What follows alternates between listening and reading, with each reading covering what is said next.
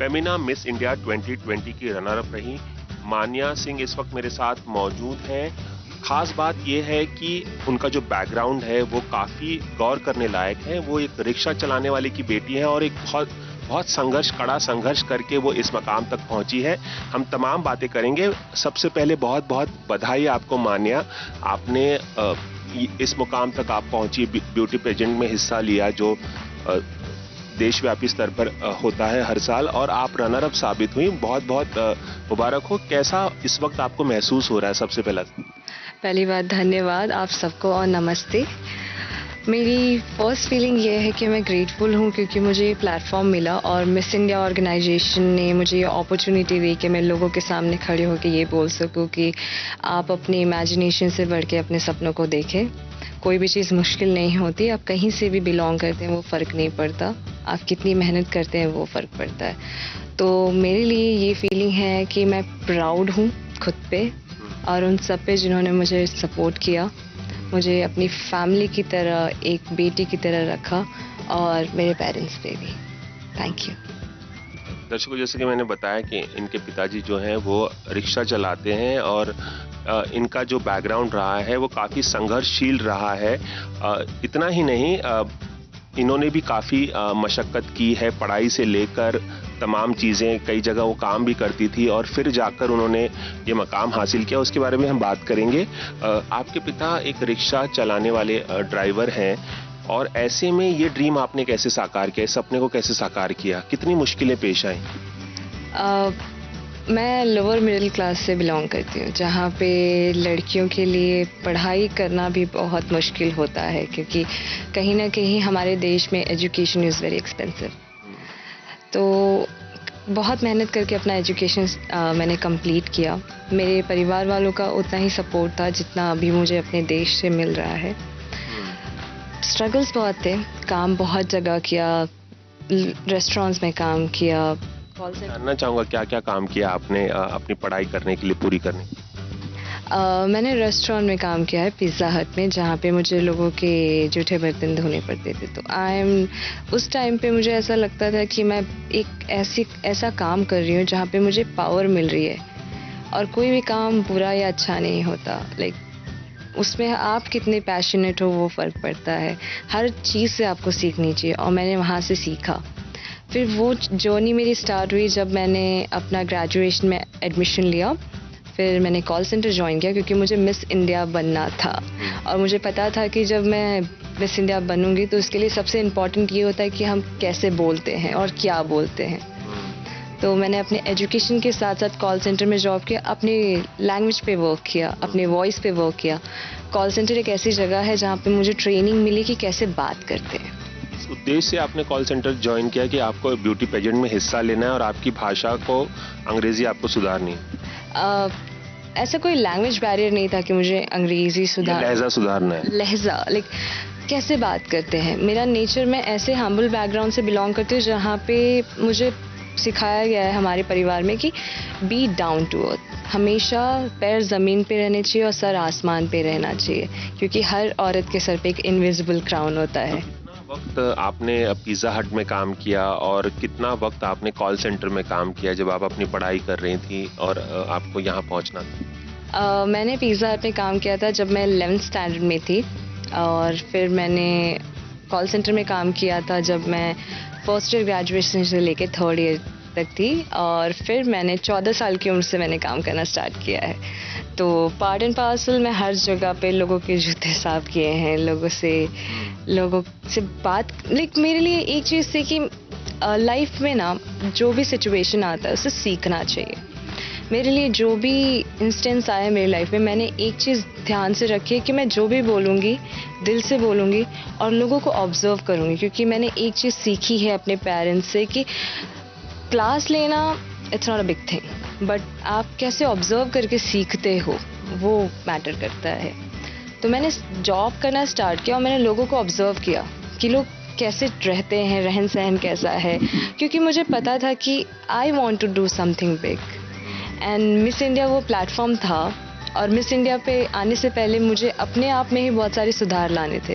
तो मेरी पर्सनालिटी, मेरे the way I carry my self, it should be like genuine, down to earth and whatever, like जो भी मैं बोलती हूँ लोगों को कनेक्ट होना चाहिए। आपकी पढ़ाई के लिए आपकी मम्मी ने जेवरात भी बेच दिए थे, हमने सुना है, क्या ये सही है? उसके बारे में बताइए। मेरी स्कूलिंग कभी एडमिशन बेसिस पे नहीं हुई है। हार्डली मैंने 3rd स्टैंडर्ड तक एडमिशन पे पढ़ाई की है, बट 3rd स्टैंडर्ड से लेके मैंने 10th स्टैंडर्ड तक विदाउट एडमिशन स्कूल में पढ़ाई की है, जहाँ पे मेरे पेरेंट्स स्कूल से रिक्वेस्ट करते थे कि we won't be able to pay fees for admission, हम आपको एग्ज़ाम फीस दे देंगे, क्या आप हमारे बच्चे को क्लास में बैठने देंगे। वो स्कूलिंग मैंने सिंपैथी बेसिस पे कंप्लीट की। और प्रॉपर एडमिशन, ऑफिशियली एडमिशन नहीं हुआ था 3rd से 10th के बीच में? नहीं। और स्कूल अटेंड करने के लिए वो जब मेरा जब मैं जूनियर केजी में मेरा एडमिशन हुआ था, मेरी मम्मी ने अपने पैर के पायल बेच के मेरे एडमिशन कराए थे। तो वहाँ से पढ़ के लोगों के स्कूल के सिंपैथी बेसिस पे मैंने एग्ज़ाम्स दिए, सीखा, क्योंकि सीखना कभी रोकना नहीं चाहिए। जब आप सीखोगे तभी आप आगे बढ़ोगे। और मेरे लिए यही था कि मैं कहीं भी जाऊंगी, मैं लोगों को बहुत अच्छे से ऑब्जर्व करती हूँ और सीखती हूँ उनसे, अच्छी बुरी सारी चीज़ें, और फिर मुझे पता रहता है कि क्या चीज़ मुझे इम्प्लीमेंट करनी चाहिए। तो मैंने अपना 10th स्टैंडर्ड 3rd से लेके 10th स्टैंडर्ड तक विदाउट एडमिशन पढ़ाई की है। 11th स्टैंडर्ड से जब मैंने अपनी रिस्पॉन्सिबिलिटी अपने सर पे रखी कि अब मुझे अपनी पढ़ाई अच्छे से करनी है, मेरे पेरेंट्स का भी उसमें साथ था। मुझे मेरे कॉलेज से स्कॉलरशिप मिली थी, तो मैंने अपना ग्रेजुएशन कंप्लीट किया, 11th 12th कंप्लीट किया, और फिर एक मोड़ ऐसा भी आया था आपकी ज़िंदगी में जब आप घर से भाग गई थी, ये सच है? क्या हुआ था, क्यों भागी थी आप घर से? बहुत इश्यूज हुए थे घर में, पर्सनल प्रॉब्लम हुई थी, वायलेंस हुआ था, and the day I realise कि मैं यहीं पे फंसी रह जाऊंगी, अगर आगे नहीं निकली तो शायद ये 4 दीवारी के बीच में मैं भी बंद हो जाऊंगी। मैं ये बोलना चाहूँगी कि अपने आप को कभी रोके नहीं, क्योंकि मुझे पता था कि मुझे कुछ करना है, और शायद मैं यहाँ पे रुकी तो मैं हमेशा रुकी रह जाऊँगी। तो 14 साल की उम्र में चालू डब्बा होता है ट्रेन का हमेशा, जिसमें लेडीज़ बैठी रहती हैं, तो मैं बिना टिकट लिए मुंबई आई। कहाँ से आप आई हो? गोरखपुर से। उत्तर प्रदेश से आप अकेली आ गई 14 साल की उम्र में, बिना कुछ खाए। 3 दिन का सफ़र होता है, वो तय करके मैं आई मुंबई में। मेरे पेरेंट्स 2 दिन बाद आ चुके थे मुझे ढूंढते, क्योंकि उनको पता था कि वो मुंबई ही मिलेगी। फिर मैंने वहाँ से अपनी जर्नी स्टार्ट की, मेहनत करने का, खुद पे भरोसा रखने का कि हर्डल्स आएंगे, और मेरी लाइफ के हर्डल्स ऐसे थे कि वो इंस्टेंट कभी सेम नहीं रहे, कभी बहुत नीचे, कभी गिरी भी हूँ, कभी टूटी भी हूँ, लेकिन एक चीज़ है कि इतना इमोशनल स्ट्रांग थी मैं, इतनी संस्कार कहते हैं, मेरे परिवार से मुझे ऐसे संस्कार मिले हैं कि कभी खुद को टूटने नहीं दिया। मुझे भरोसा था कि मैं कर लूँगी। मुझे लोगों ने बोला कि तुम छोटी हो, तुम काली हो, तुम मिस इंडिया टाइप नहीं हो, तुम नहीं बन सकती। बहुत सारी जगहों पे मैंने ऑडिशंस दिए, उन्होंने बोला नहीं आप मिस इंडिया टाइप नहीं, आप छोड़ दो ये सपना देखना। बट मुझे लगा कि लोग डिसाइड नहीं कर सकते कि मुझे क्या करना है। मुझे पता था कि मैं क्या चाहती हूँ, मुझे पता है मैं क्या डिज़र्व करती हूँ। मैंने मेहनत किया और आज मैं जब बचपन से लेके जब आप संघर्ष चल रहा था घर में, तब खाने पीने की भी काफ़ी दिक्कतें थी, मतलब पेट भर के खाना भी नहीं मिलता था। इस तरह का संघर्ष भी आपने, वो बुरे दिन भी देखे हैं, उसके बारे में कुछ बता पाएंगे? देखिए, सबकी लाइफ में संघर्ष होता है, सब लोग अपनी प्रॉब्लम्स, सबकी स्टोरी होती है, बैक स्टोरी। मेरी लाइफ में भी था। मेरे पेरेंट्स ने एक रोटी अपने थाली के निवाले हमारी थाली में रखे कि हम खुश रह सके, और मैं ब्लेस्ड थी कि उन्होंने सोचा हमारे बारे में। वहाँ टाइम था जहाँ पे हमारे घर में खाने पीने की प्रॉब्लम थी, हमने अपने रिलेटिव्स की मदद मांगी, बट किसी ने हेल्प नहीं किया।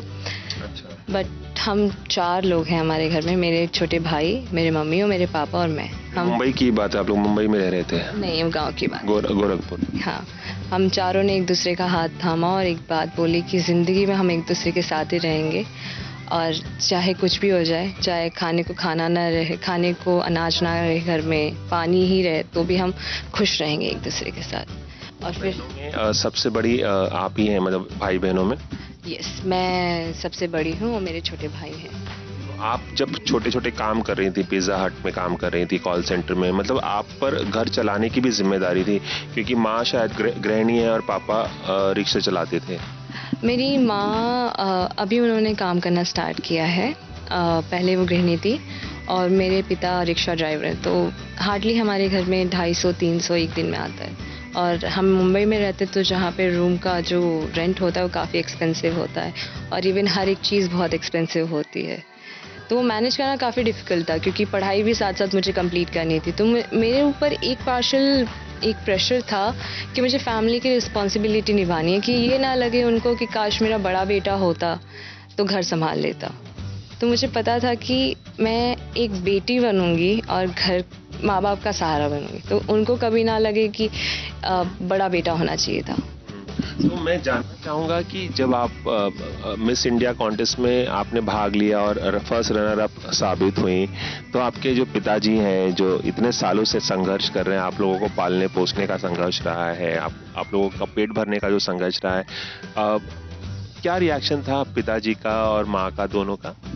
जिस दिन मैं जीती, जिस दिन अनाउंस हुआ स्टेज पे कि मान्या सिंह उत्तर प्रदेश या मिस इंडिया 2020 रनर अप, मेरी फीलिंग्स वो 1-2 मिनट में, हमारे स्टेज पे स्टेयरकेस था, सीढ़ियाँ थी, वो सीढ़ियों से उतर के वो स्टेज तक जाने का रास्ता मेरे लिए बहुत मुश्किल था, क्योंकि उस छोटे से डिस्टेंस में मेरी पूरी लाइफ की हिस्ट्री मेरे दिमाग में चल रही थी कि फाइनली, क्योंकि एक चीज़ मैंने हमेशा अपने दिल में रखी थी कि मेरे सामने किसी का भी क्राउन आता तो मैं कभी टच नहीं करती थी, क्योंकि वो चाह होती है ना कि यार देखना है क्राउन को। मैंने ये हाथ में जो ठेले होते हैं ना, काम करते करते वो निशान पड़ जाते हैं, ऐसे पकड़ के वो क्राउन टच किया था मैंने। अच्छा, चलिए बस जाते जाते मैं आपसे पूछना चाहूँगा कि अब आपके आगे की राह क्या है, और ये जो आपने मकाम हासिल किया है इतने संघर्षों के बाद, जाते जाते जो आपकी तरह के कोई मकाम पाना चाहती हैं, कोई सपना देखती हैं, उन लड़कियों को क्या कहना चाहेंगे? एक ही चीज़ कहना चाहूँगी, खुद पे भरोसा रखिए और खुद के सपनों को पूरा करने के लिए चाह रहेगी और पैशन रहेगी तो आप कंप्लीट कर देंगी। कभी हार मत मानिएगा, रास्ते आएंगे जहाँ पे आप गिर जाएंगी, बिखर जाएंगी, लेकिन खुद को समेटने की हिम्मत रखिए और सच में आप खुद पे भरोसा रखिए, आप कर लेंगी। और एक पोएम मैं कहना चाहूँगी, it's like very close to my heart, तो खुद की खोज में निकल तो किस लिए हताश है, तो चल तेरे वजूद को समय को भी तलाश है। धन्यवाद। और बहुत खूब। और जाते जाते बताना चाहेंगे अब आगे आप क्या करना चाहते हैं कि तमाम जो ब्यूटी पेजेंट में लड़कियां भाग लेती हैं वो बॉलीवुड का रास्ता अपनाती हैं, ऐसी कोई ख्वाहिश? मुझे अभी मेरा 1 साल का जर्नी है, मैं इसको एक्सपीरियंस की तरह लेना चाहूँगी। आगे आने वाली कोई भी अपॉर्चुनिटी रहेगी मैं मना नहीं करूँगी, क्योंकि मुझे पता है कि मैं जो भी करूँगी उससे लोग लिटरली देखेंगे कि लड़कियाँ नहीं, उनके परिवार वाले इंस्पायर होंगे, क्योंकि मेरा अगला हर कदम जो होगा वो हर परिवार को इंस्पायर करेगा, वो अपनी लाइफ देखेगा और अपनी बेटियों को आगे बढ़ाएगा। तो यस, जो भी अपॉर्चुनिटी नहीं आएगी मेरी लाइफ में मैं वो ज़रूर फॉलो करूँगी। मान्या, इससे बात करने के लिए बहुत बहुत शुक्रिया, और हम उम्मीद करेंगे कि आपकी जो जर्नी रही है, जो आपका संघर्षों भरा सफ़र रहा है, उससे प्रेरणा लेंगी तमाम लड़कियां और कुछ अपनी लाइफ में भी कर पाएंगे, अपनी ज़िंदगी में भी कुछ कर पाएंगे। और बहुत बहुत शुभकामनाएं आपकी आगे की जर्नी के लिए, आपके आगे के सफ़र के लिए। बहुत बहुत शुक्रिया। Thank you so much, it was wonderful experience with you. Thank you, धन्यवाद आप सब। नमस्ते। कैमरामैन रवि पांचाल के साथ रवि जैन, एबीपी न्यूज़, मुंबई।